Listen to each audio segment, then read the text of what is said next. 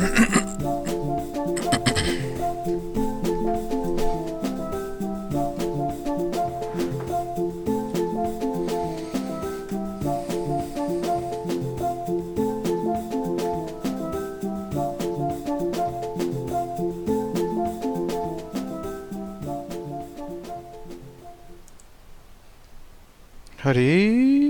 Krishna.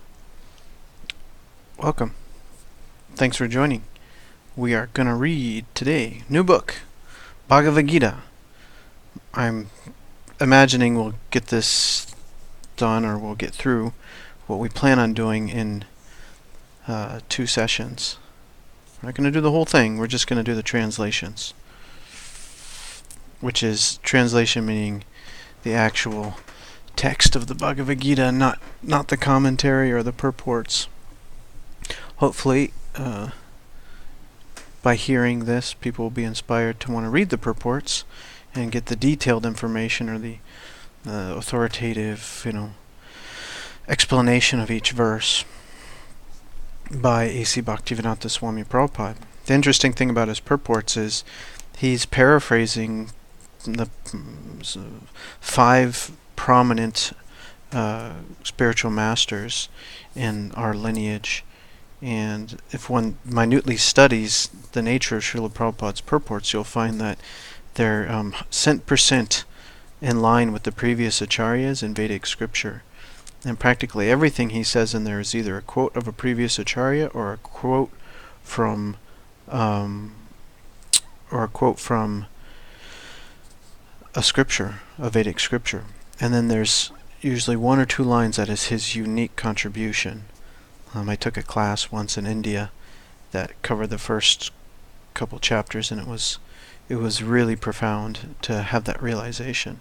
So take my word for it, for whatever that's worth.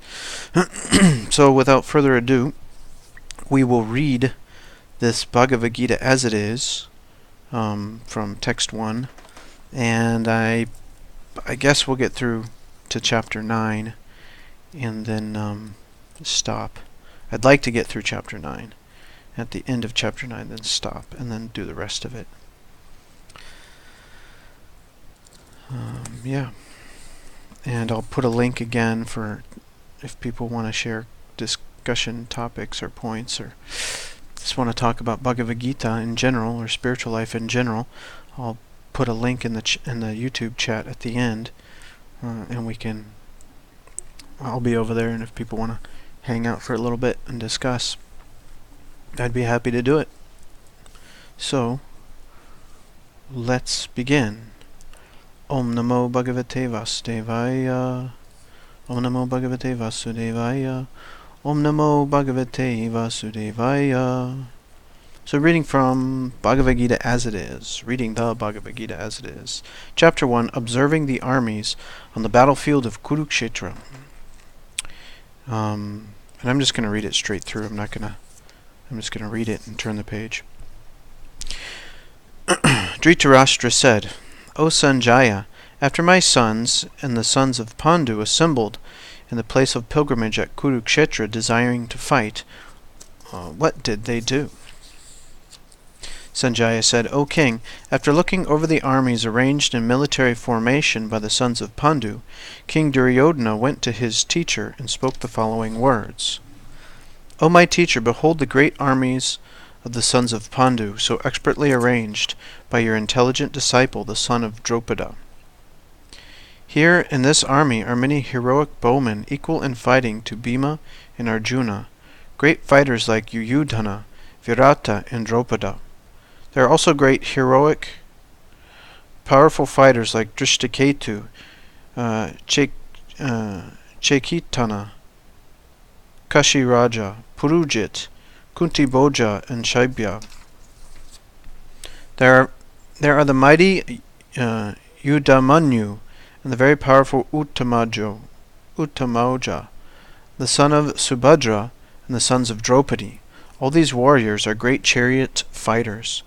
But for your information, O best of the Brahmanas, let me tell you about the captains who are especially qualified to lead my military force. They are personalities like you, Bhishma, Karna, Kripa, Ashvatthama, Vikarna, and the sons of Samodatta called Bodhishvara, who are always victorious in battle. There are many other heroes who are prepared to lay down their lives for my sake. All of them are well equipped with different kinds of weapons, and all are experienced in military science. Our strength is immeasurable, and we are perfectly protected by grandfather Bhishma, whereas the strength of the Pandavas, carefully protected by Bhima, is limited. All of you must now give full support to grandfather Bhishma as you stand at your respective strategic points of entrance into the flanks of the army. Then Bhishma, the great vigilant grandsire of the Kuru dynasty, the grandfather of the fighters, blew his conch shell very loudly, making a sound like the roar of a lion, giving Duryodhana joy. After that, the conch shells, drums, bugles, trumpets, and horns were all suddenly sounded, and the combined sound was tumultuous. On the other side, both Lord Krishna and Arjuna, stationed on a great chariot drawn by white horses, sounded their transcendental conch shells. Lord Krishna blew his conch shell called Panchajanya, Arjuna blew his, the Devadatta, and Bhima, the voracious eater and performer of Herculean tasks, blew his terrific conch shell called Poundra. King Yudhishthira, the son of Kunti, blew his conch shell, the Anantavijaya, and Nakula and Sahadev blew the Sugosha and Manipushpaka. The great archer, the king of Kashi, the great fighter Sikandi, Drishtadyumna, Virata, the unconquerable Satyaki, Dropada, the sons of Draupadi, and others, O king, such as the mighty armed son of Subhadra, all blew their respective conch shells. The blowing of these different conch shells became uproarious, vibrating both in the sky and on the earth. It shattered the hearts of the sons of Dhritarashtra. At that time Arjuna, the son of Pandu, seated in the chariot bearing the flag marked with Hanuman, took up his bow and prepared to shoot his arrows. O king, after looking at the sons of Dhritarashtra drawn in military array, Arjuna then spoke to Lord Krishna in these words. Arjuna said, O infallible one, please draw my chariot between the two armies, so that I may see those present here who desire to fight, and with whom I must contend in this great trial of arms. Let me see those who have come here to fight, wishing to please the evil-minded son of Dhritarashtra. Sanjaya said, O descendant of Bharat, having thus been addressed by Arjuna, Krishna drew up the fine chariot in the midst of the armies of both parties. In the presence of Bhishma, Drona, and all other chieftains of the world, the Lord said, quote, Just behold, Partha, all the Kurus assembled here. Unquote. There Arjuna could see, within the midst of the armies of both parties, his fathers, grandfathers, teachers, maternal uncles, brothers, sons, grandsons, friends, and also his father-in-law and well-wishers. When the son of Kunti, Arjuna, saw all these different grades of friends and relatives, he became overwhelmed with compassion and spoke thus. Arjuna said, My dear Krishna, seeing my friends and relatives present before me in such a fighting spirit, I feel the limbs of my body quivering and my mouth drying up. My whole body is trembling, my hair is standing on end, my bow, Gandiva, is slipping from my hand, and my skin is burning. I am now unable to stand here any longer. I am forgetting myself, and my mind is reeling. I see only cause of misfortune, O Krishna, killer of the Keshi demon. I do not see how any good can come from killing my own kinsman in this battle, nor can I, my dear Krishna, desire any subsequent victory, kingdom, or happiness. O Govinda, of what avail to us are a kingdom, happiness, or even life itself, when all those whom we may desire them are now arrayed on this battlefield? O Madhusudana, when teachers, fathers, sons, grandfathers, maternal uncles, father-in-law, grandsons, brother-in-law, and other relatives are ready to give up their lives and property, and are standing before me, why should I wish to kill them, even though they might otherwise kill me? O maintainer of all living entities, I am not prepared to fight with them, even in exchange for the three worlds, let alone this earth. What pleasure will we derive from killing the sons of Dhritarashtra? Sin will overcome us if we slay such aggressors. Therefore it is not proper for us to kill the sons of Dhritarashtra and our friends. What should we gain, O Krishna, husband of the goddess of fortune, and how could we be happy by killing our own kinsmen? O Janardana, although these men, their hearts overtaken by greed, see no fault in killing one's family or quarreling with friends, why should we, who can see the crime in destroying a family, engage in these acts of sin? With the destruction of the dynasty, the eternal family tradition is vanquished, and thus the rest of the family becomes involved in irreligion. When irreligion is prominent in the family, O Krishna, the women of the family become polluted, and from the degradation of womanhood, O descendant of Vrishni, comes unwanted progeny. An increase in unwanted population certainly causes hellish life, both for the family and for those who destroy the family tradition. The ancestors of such corrupt families fall down, because the performances for offering them food and water are entirely stopped. By the evil deeds of those who destroy the family tradition and thus give rise to unwanted children, all kinds of community projects and family welfare activities are devastated. O Krishna, maintainer of the people, I have heard by disciplic succession that those whose family traditions are destroyed dwell always in hell. That those whose family traditions are destroyed always dwell in hell. Alas, how strange is it that we are prepared to commit greatly sinful acts.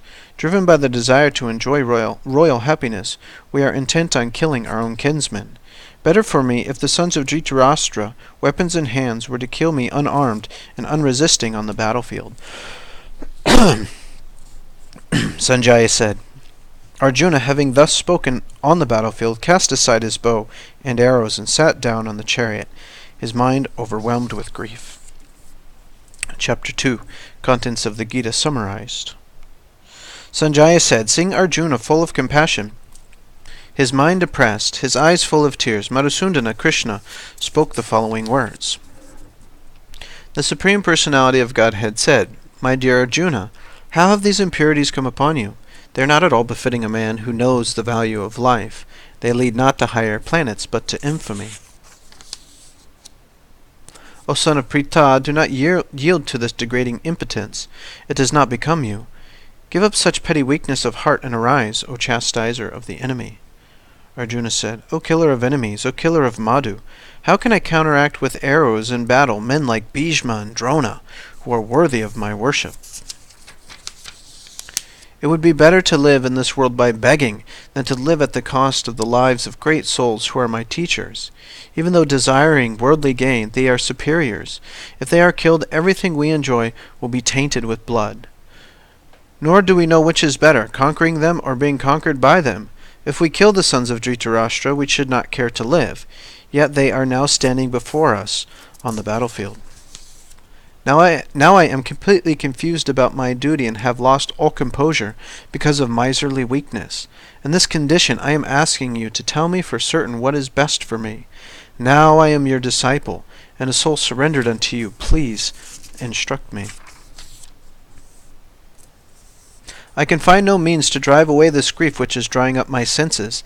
I will not be able to dispel it, even if I win a prosperous, unrivaled kingdom on earth with sovereignty, like the demigods in heaven.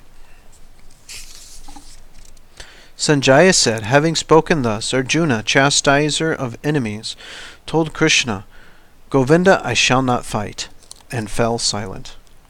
O descendant of Bharat, at that time Krishna, smiling in the midst of both armies, spoke the following words to the grief-stricken Arjuna. The Supreme Personality of Godhead said, While speaking learned words, you are mourning for what is not worthy of grief. Those who are wise lament neither for the living nor for the dead. Never was there a time when I did not exist, nor you, nor all these kings, nor in the future shall any of us cease to be. As the embodied soul continuously passes in this body, from boyhood to youth to old age, the soul similarly passes into another body at death. A sober person is not bewildered by such a change. O son of Kunti, the non-permanent appearance of happiness and distress, and their disappearance in due course, are like the appearance and disappearance of winter and summer season. They arise from sense perception, O scion of Bharat, and one must learn to tolerate them without being disturbed. O best among men, Arjuna, the person who is not disturbed by happiness and distress is steady in both is certainly eligible for liberation.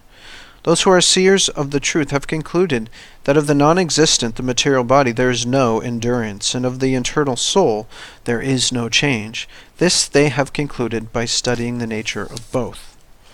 That which pervades the entire body you should know to be indestructible. No one is able to destroy that imperishable soul. The material body of the indestructible, immeasurable, and eternal living entity is sure to come to an end. Therefore fight, O descendant of Bharat. Neither he who thinks the living entity the slayer, nor he who thinks it slain is in knowledge, for the self slays not, nor is slain. For the soul there is neither birth nor death at any time.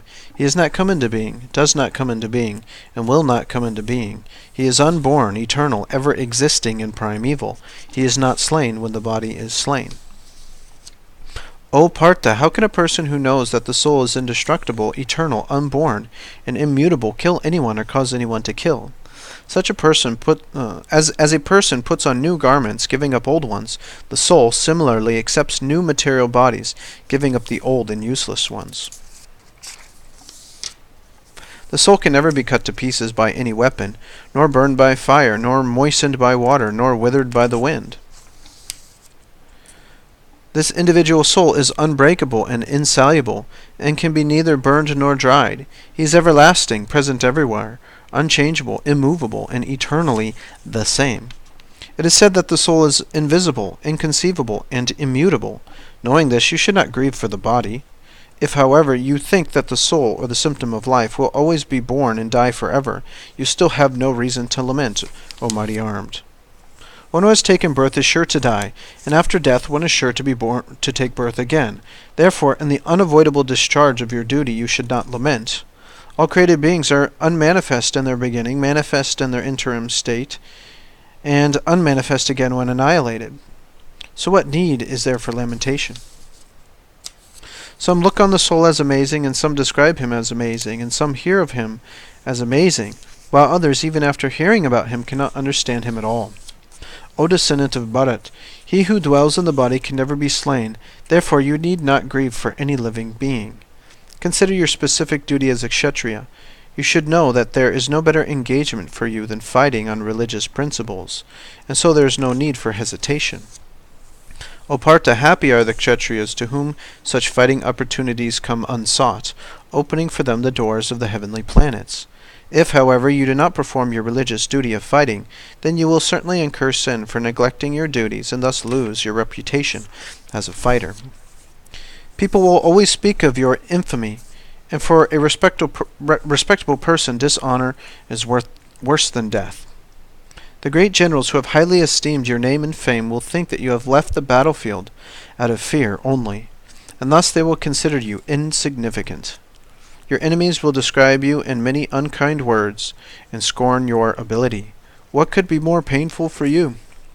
O son of Kunti, either you will be killed on the battlefield and attain the heavenly planets, or you will conquer and enjoy the earthly kingdom.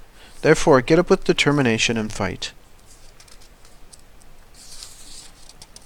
Do thou fight for the sake of fighting, without considering happiness or distress, loss or gain, victory or defeat, and by doing so you shall never incur sin.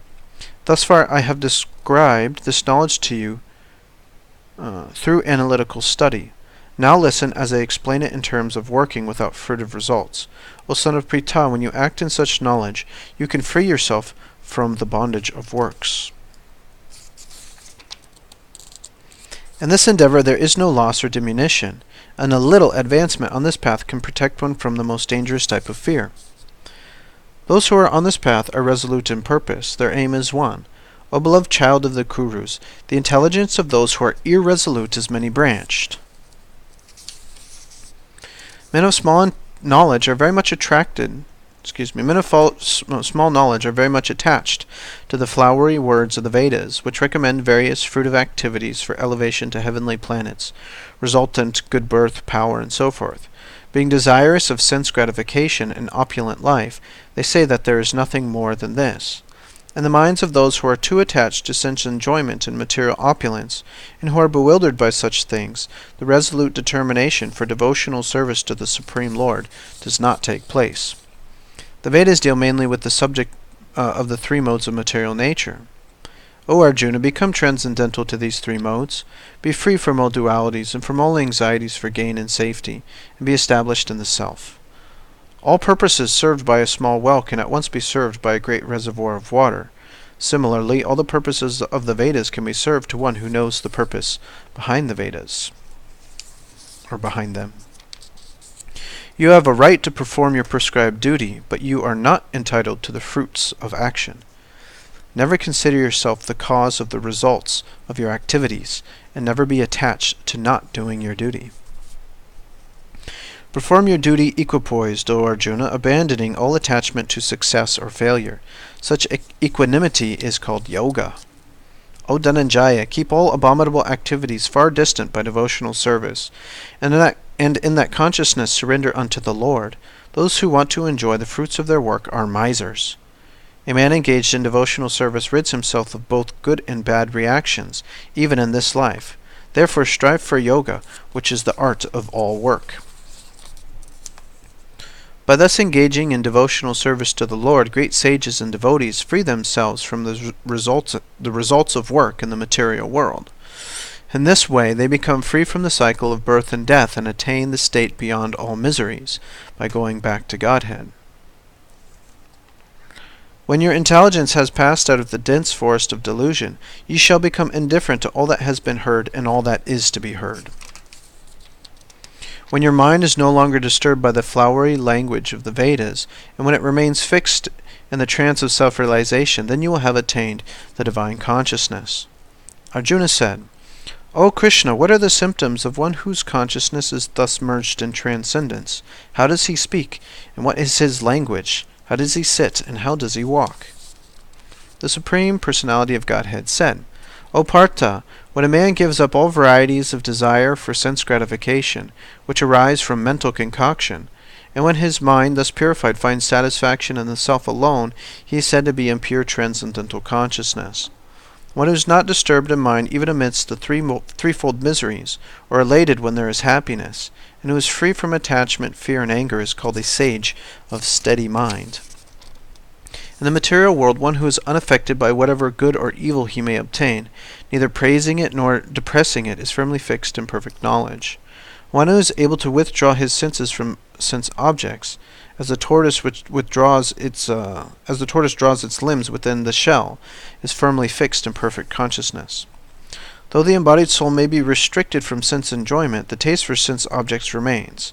But, ceasing such engagements, by experiencing a higher taste, he is fixed in consciousness.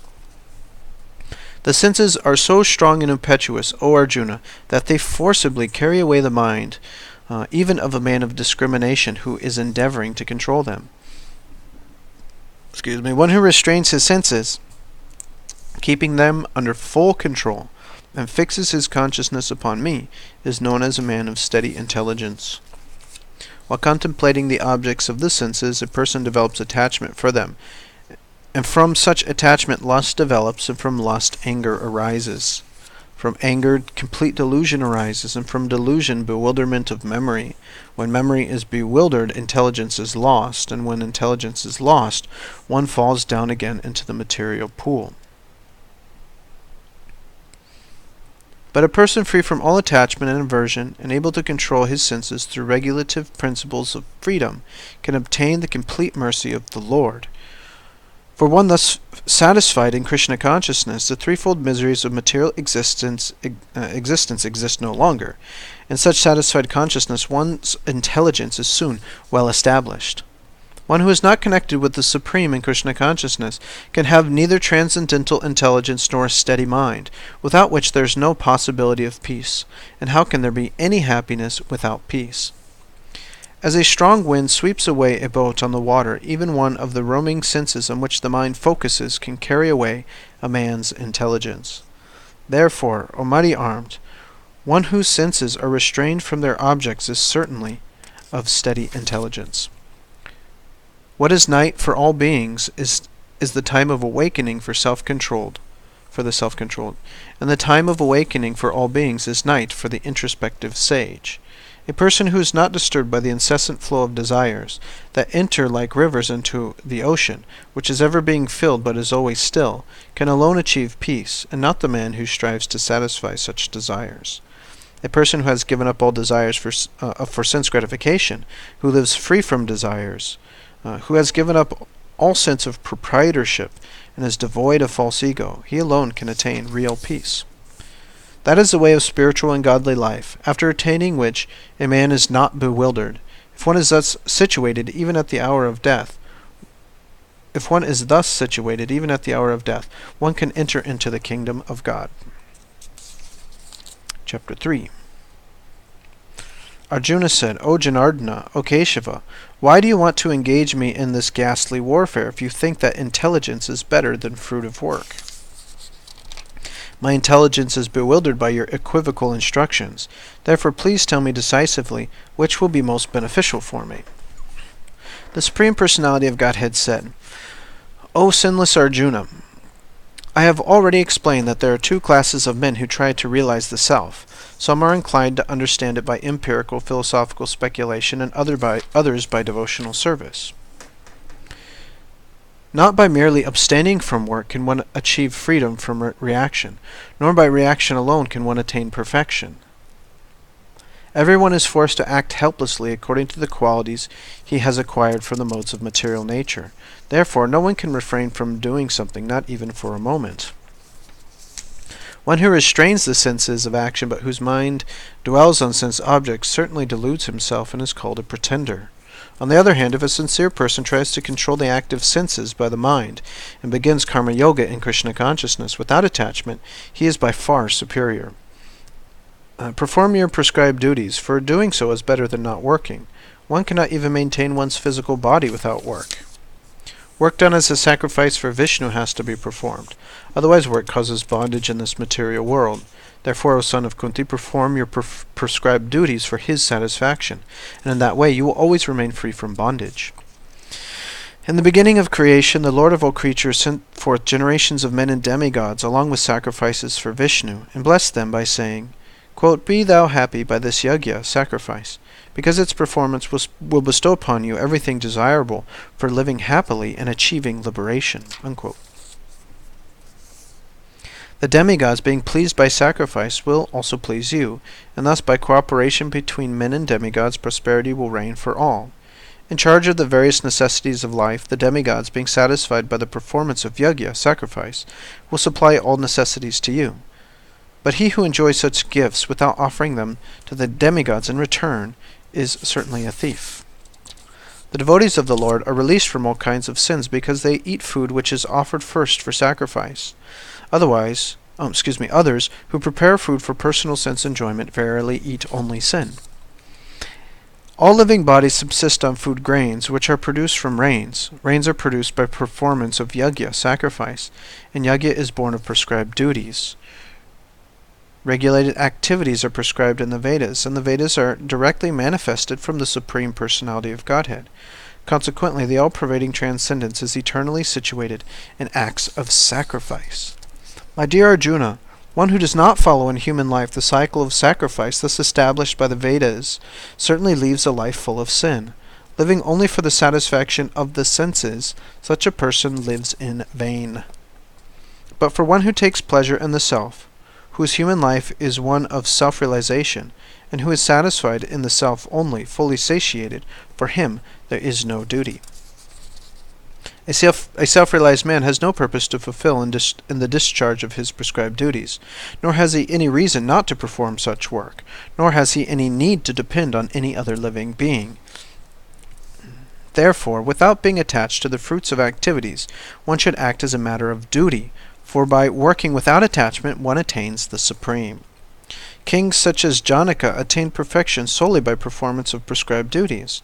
Therefore, just for the sake of educating the people in general, you should perform your work. Whatever action a great man performs, common men follow, and whatever standards he sets by exemplary acts, all the world pursues. O son of Pritha, there is no work prescribed for me within all the 3 planetary systems, nor am I in want of anything, nor I have any need to obtain anything, and yet I am engaged in prescribed duties. For if I ever fail to engage in carefully performing prescribed duties, O Partha, certainly all men would follow my path. If I did not perform prescribed duties, all these worlds would be put into ruination. I would be the cause of creating unwanted population, and I would thereby destroy the peace of all living beings. As the ignorant perform their duties with attachment to results, the learned may similarly act, but without attachment, for the sake of leading people on the right path. So as not to disrupt the minds of the ignorant men attached to the fruit of results of prescribed duties, a learned person should not induce them to stop work. Rather, by working in the spirit of devotion, they should engage them in all sorts of activities for the gradual development of Krishna consciousness. The spirit soul, bewildered by the influence of false ego, thinks himself the doer of activities that are in actuality carried out by the 3 modes of material nature. One who is in knowledge of the absolute truth, O mighty arm, does not engage himself in the senses and sense gratification, knowing well the difference between work in devotion and work for fruit of results. Bewildered by the modes of material nature, the ignorant fully engage themselves in material activities and become attached. But the wise should not unsettle them, although these duties are inferior due to the performer's lack of knowledge.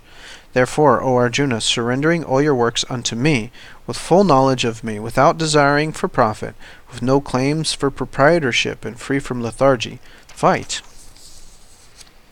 Those persons who execute their duties according to my injunctions, and who follow this teaching faithfully, without envy, become free from the bondage of fruitive actions.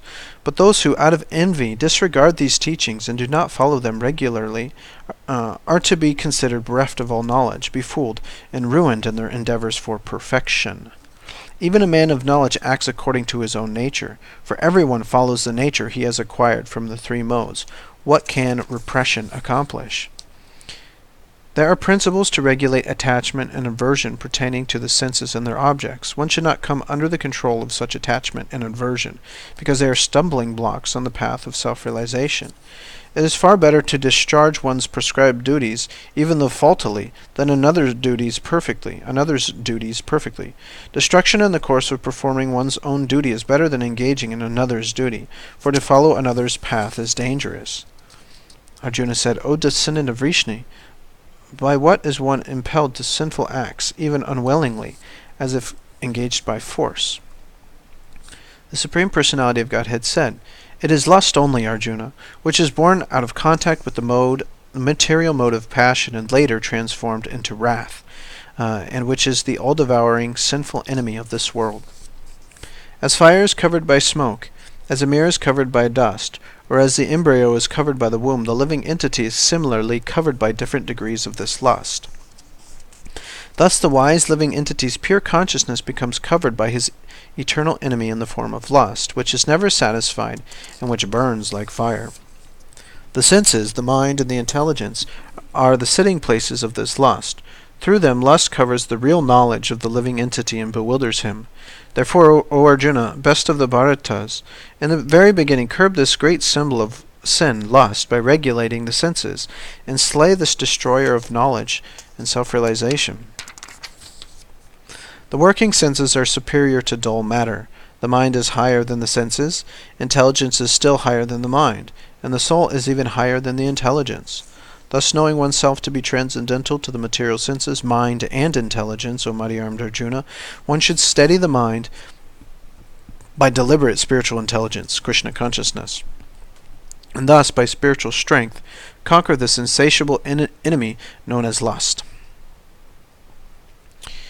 Chapter 4. Transcendental Knowledge. The Personality of Godhead, Lord Shri Krishna, said, I instructed this imperishable science of yoga to the sun god, Vivasvan, and Vivasvan instructed it to Manu, the father of mankind, and Manu in turn instructed it to Ikshvaku. This supreme science was thus received through the chain of disciplic succession, and the saintly kings understood it in that way. But in course of time this succession was broken, and therefore the science as it is appears to be lost.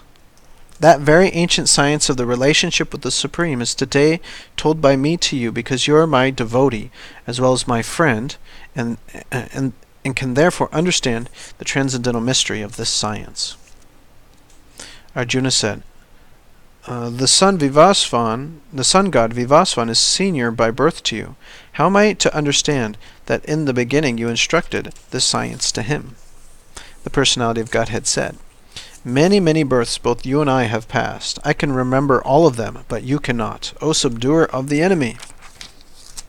Although I am unborn, and my transcendental body never deteriorates, and although I am the Lord of all living entities, I still appear in every millennium in my original transcendental form.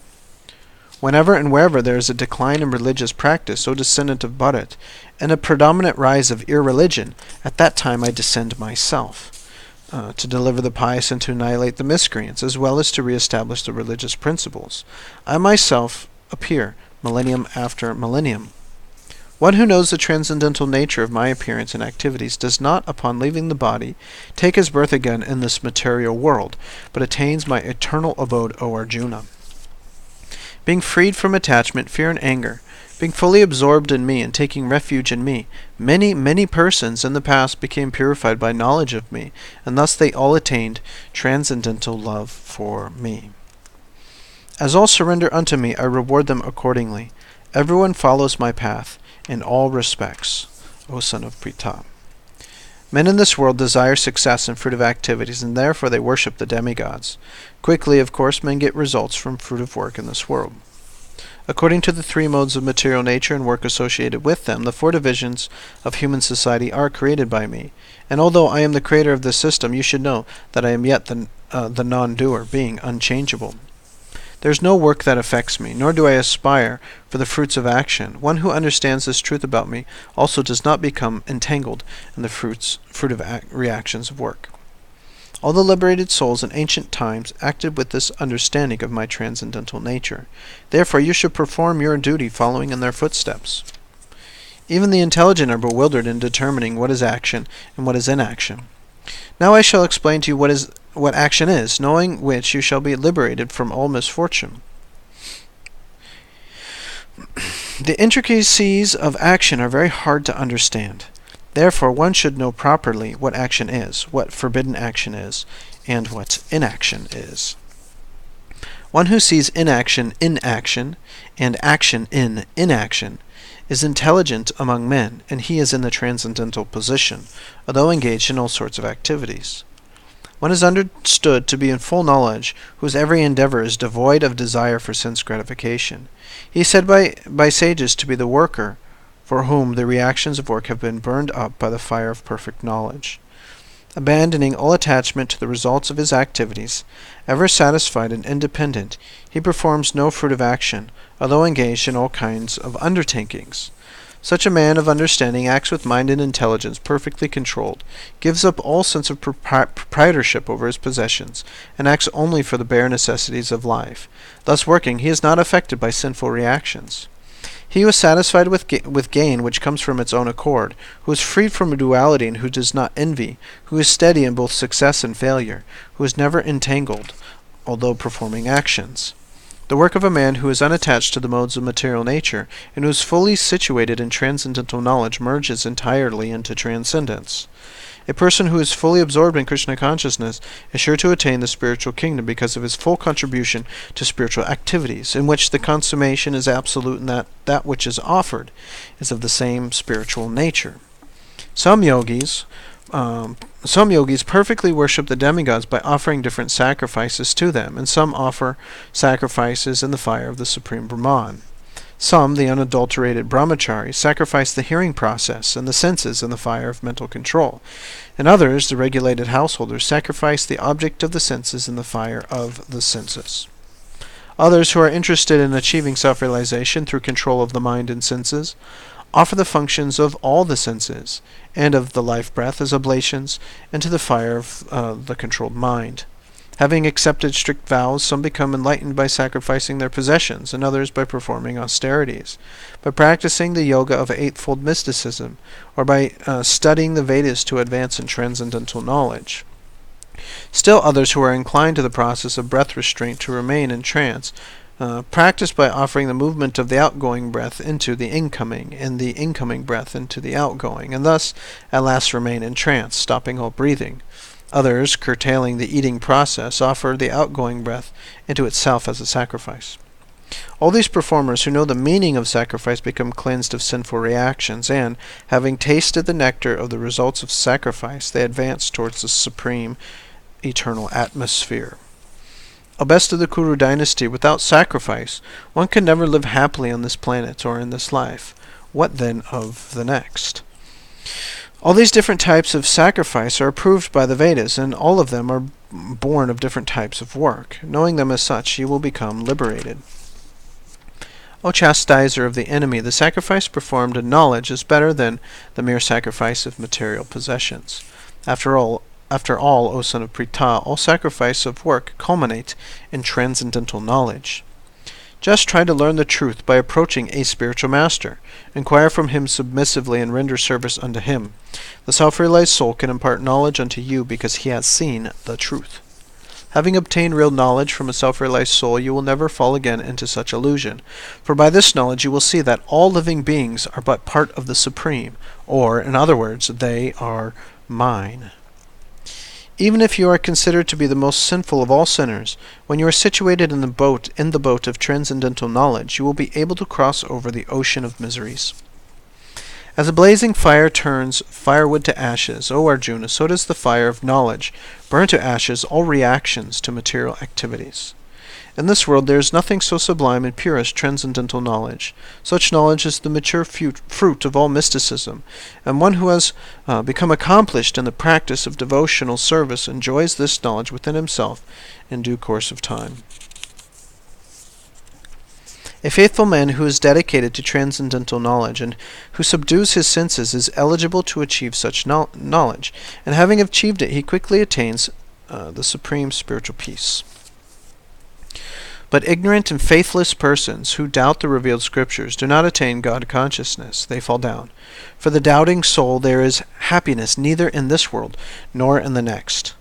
One who acts in devotional service, renouncing the fruits of his actions, and whose doubts have been destroyed by transcendental knowledge, is situated factually in the self. Thus he is not bound by the reactions of work, O conqueror of riches. Therefore, the doubts which have arisen in your heart out of ignorance should be slashed by the weapon of knowledge. Armed with yoga, O Bharat, stand and fight.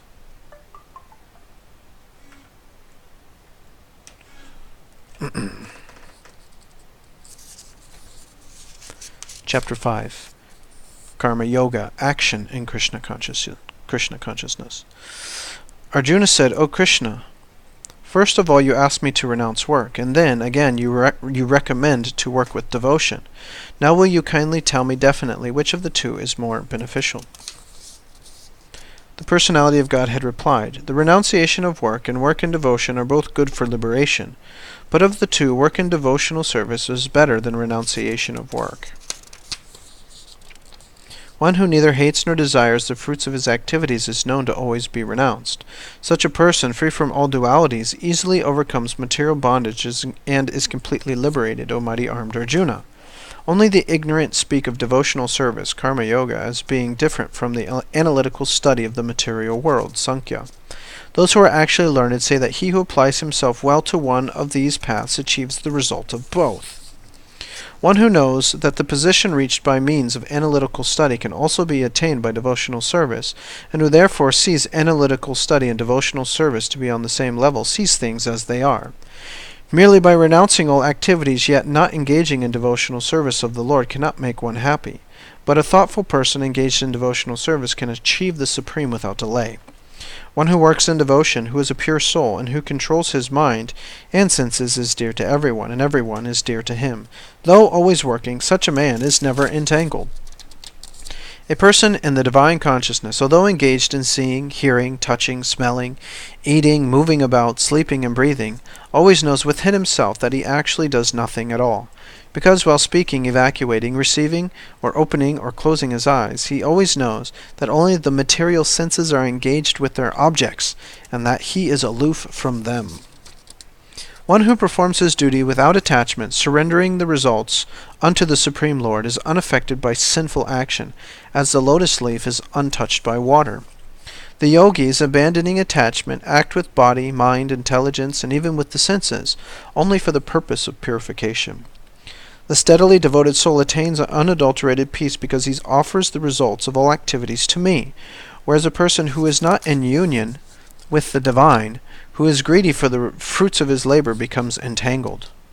When the embodied living being controls his nature and mentally renounces all actions, he resides happily in the city of 9 gates, the material body, neither working nor causing work to be done. The embodied spirit, master of the city of his body, does not create activities, nor does he induce people to act, nor does he create the fruits of action. All this is enacted by the modes of material nature. Nor does the Supreme Lord assume anyone's sinful or pious activities. Embodied beings, however, are bewildered because of the ignorance which covers their real knowledge. When, however, one is enlightened with the knowledge by which nescience is destroyed, then his knowledge reveals everything, as the sun lights up everything in the daytime. When one's intelligence, mind, faith, and refuge are all fixed in the Supreme, then one becomes fully cleansed of misgivings through complete knowledge, and thus proceeds straight on the path of liberation. The humble sages, by virtue of true knowledge, see with equal vision a learned and gentle Brahmana, a cow, an elephant, a dog, and a dog-eater outcast. Those whose minds are established in sameness and equanimity have already conquered the conditions of birth and death. They are flawless like Brahman, and thus they are already situated in Brahman. A person who neither rejoices upon achieving something pleasant, nor laments upon obtaining something unpleasant, who is self-intelligent, who is unbewildered, who knows the science of God, is already situated in transcendence. Such a liberated person is not attracted to material sense pleasure, but is always in trance, enjoying the pleasure within. And this way the self-realized person enjoys unlimited happiness, for he concentrates on the Supreme.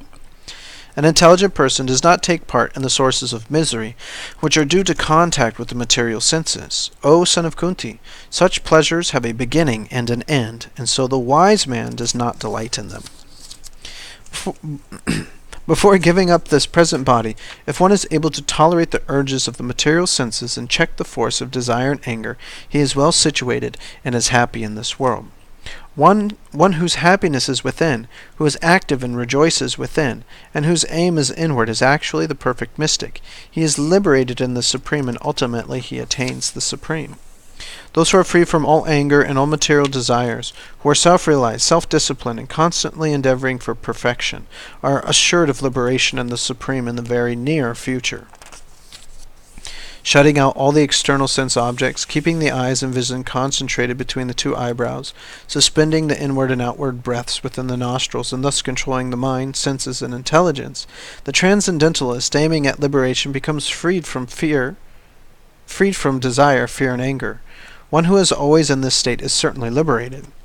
A person in full consciousness of me, knowing me to be the ultimate beneficiary of all sacrifices and austerities, the Supreme Lord of all planets and demigods, and the benefactor and well-wisher of all living entities, attains peace from the pangs of material miseries. Chapter 6. The Supreme Personality of Godhead said, one who is unattached to the fruits of his work, and who works as he is obligated in the renounced order of life, he is the true mystic, not he who lights no fire and performs no duty.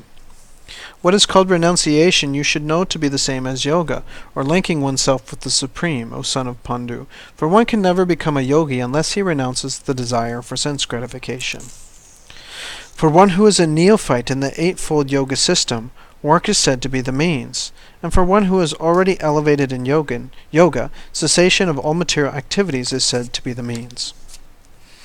A person is said to be elevated in yoga when, having renounced all material desires, he neither acts for sense gratification nor engages in fruitive activities. One must deliver himself with the help of his mind, and not degrade himself. The mind is the friend of the conditioned soul, and the mind is his enemy as well. For him who has conquered the mind is the best of friends. But for one who has failed to do so, his mind will remain the greatest enemy. For one who has conquered the mind, the supersoul is already reached, for he has attained tranquility. To such a man, happiness and distress, heat and cold, honor and dishonor are all the same. A person is said to be established in self-realization and is called a yogi or mystic when he is fully satisfied by virtue of his acquired knowledge and realization. Such a person is situated in transcendence and is self-controlled. He sees everything, whether it be pebbles, stones, or gold, as the same. A person is considered still further advanced when he regards honest well-wishers, affectionate benefactors, the neutral, meditators, the envious, friends and enemies, the pious and the sinners, all with an equal mind. A transcendentalist should always engage his body, mind, and self in relationship with the Supreme. He should live alone in a secluded place and should always carefully control his mind. He should be free from desires and feelings of possessiveness. To practice yoga, one should go to a secluded place and should lay kusha grass on the ground and then cover it with a deerskin and soft cloth. The seat should be neither too high nor too low and should be situated in a sacred place. The yogi should then sit on it very firmly and practice yoga to purify the heart by controlling his mind, senses, and activities, and fixing the mind on one point. One should hold one's body, neck and head erect in a straight line and stare steadily at the tip of his nose. Thus, when an unagitated, subdued mind, devoid of fear, completely free from sex life, one should meditate upon me within the heart and make me the ultimate goal of life. Thus, practicing constant control of the body, mind, and activities, the mystic transcendentalist, his mind regulated, attains the kingdom of God, or the abode of Krishna, by cessation of material existence. There is no possibility of one's becoming a yogi or Arjuna if one eats too much or eats too little, sleeps too much or does not sleep enough. He who is regulated in his habits of eating, sleeping, recreation, and work can mitigate all material pains by practicing the yoga system. When the yogi, by practice of yoga, disciplines his mental activities and becomes situated in transcendence, devoid of all material desires, he is said to be well established in yoga. As a lamp in a windless place does not waver, so the transcendentalist, whose mind is controlled, remains always steady in his meditation on the transcendent self. In the stage of perfection called trance or samadhi, one's mind is completely restrained from material mental activities by practice of yoga.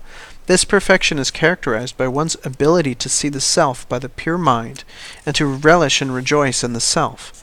In that joyous state, one is situated in boundless transcendental happiness, realized through transcendental senses. Established thus, one never departs from the truth, and upon gaining this he thinks there is no greater gain. Being situated in such a position, one is never shaken, even in the midst of the greatest difficulty. This indeed is actual freedom from all miseries arising from material contact. One should engage oneself in the practice of yoga with determination and faith, and not be deviated from the path. One should abandon, without exception, all material desires born of mental speculation, and thus control all the senses on all sides by the mind. Gradually, step by step, one should become situated in trance by means of intelligence, sustained by full conviction, and thus the mind should be fixed on the self alone and should think of nothing else. From wherever the mind wanders due to its flickering and unsteady nature, one must certainly withdraw it and bring it back under the control of the self. The yogi whose mind is fixed on me verily attains the highest perfection of transcendental happiness. He is beyond the mode of passion. He realizes his qualitative identity with the Supreme, and thus he is freed from all reactions to the past. And thus the self-controlled yogi, constantly engaged in yoga practice, becomes free from all material contamination and achieves the highest stage of perfect happiness and transcendental loving service to the Lord. A true yogi observes me in all beings and also sees every being in me. Indeed, the self-realized person sees me, the same Supreme Lord, everywhere. For one who sees me everywhere and sees everything in me, I am never lost, nor is he ever lost to me. Such a yogi, who engages in the worshipful service of the Supersoul, knowing that I and the Supersoul are one, remain always in me in all circumstances. He is a perfect yogi who, by comparison to his own self, sees the true equality of all beings in both their happiness and their distress. O Arjuna! Arjuna said, O Madhusudana! The system of yoga which you have summarized appears impractical and unendurable to me, for the mind is restless and unsteady. The mind is restless, turbulent, obstinate, and very strong, O Krishna, and to subdue it, I think, is more difficult than controlling the wind. Sri Krishna said, O mighty armed son of Kunti, it is undoubtedly very difficult to curb the restless mind, but it is possible by suitable practice and by detachment. For one whose mind is unbridled, self-realization is difficult work. But he whose mind is controlled and who strives by appropriate means is assured of success. That is my opinion. Arjuna said, O Krishna, what is the destination of the unsuccessful transcendentalist, who in the beginning takes to the process of self-realization with faith, but who later desists due to worldly mindedness and thus does not attain perfection in mysticism? O mighty armed Krishna, does not such a man who is bewildered from the path of transcendence fall away from both spiritual and material success and perish like a riving cloud with no position in any sphere? This is my doubt, O Krishna, and I ask you to dispel it completely. But for you, no one is to be found who can destroy this doubt. The Supreme Personality of Godhead said, O son of Pritha, a transcendentalist engaged in auspicious activities does not meet with destruction either in this world or in the spiritual world. One who does good, my friend, is never overcome by evil. The unsuccessful yogi, after many, many years of enjoyment on the planets of the pious living entities, is born into a family of righteous people or into a family of rich aristocracy. Or, if unsuccessful after long practice of yoga, he takes his birth in a family of transcendentalists who are surely great in wisdom. Certainly such a birth is rare in this world. On taking such a birth, he revives his divine consciousness of his previous life, and he again tries to make further progress in order to achieve complete success, O son of Kuru. By virtue of divine consciousness of his previous life, he automatically becomes attracted to the yogic principles, even without seeking them. Such an inquisitive transcendentalist stands always above the ritualistic principles of the scriptures. And when the yogi engages himself with sincere endeavor in making further progress, being washed of all contaminations, then ultimately achieving perfection after many, many births of practice, he attains the supreme goal.